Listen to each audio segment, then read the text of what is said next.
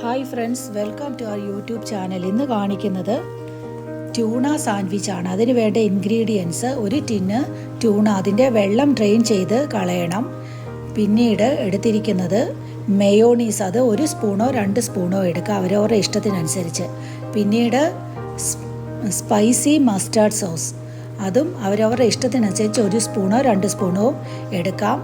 പിന്നെ സവാളയാണ് എടുത്തിരിക്കുന്നത്. അത് വൈറ്റ് സവാളയാണ് ഞാൻ എടുത്തത്. റെഡ് സവാള കിട്ടുകയാണെങ്കിൽ അത് കുറച്ചും കൂടെ നല്ലതാണ്.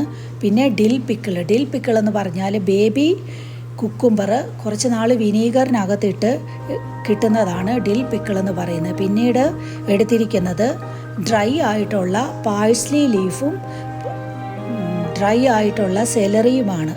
അത് ഫ്രഷ് കിട്ടുവാണെങ്കിൽ അത് ഏറ്റവും നല്ലതാണ്. പിന്നീട് ഗ്രേറ്റഡ് ചീസ്, അതിൻ്റെ ലീഫ് ചീസാണ് കുറച്ചും കൂടെ നല്ലത്. എനിക്ക് കയ്യിലത് ഇല്ലാഞ്ഞത് കൊണ്ട് ഞാൻ ഗ്രേറ്റ് ചെയ്ത ചീസാണ് ഉപയോഗിച്ചിരിക്കുന്നത്. അതിനുശേഷം ഈ പറഞ്ഞ ഇൻഗ്രീഡിയൻസ് എല്ലാം കൂടി ഒരു പാത്രത്തിലെടുത്ത് അത് നല്ലതുപോലെ മിക്സ് ചെയ്തിട്ട് അത് ബ്രെഡ് നമുക്ക് ടോസ്റ്റ് ചെയ്തെടുക്കുവാണെങ്കിൽ അത് കുറച്ചും കൂടെ നല്ലതാണ്.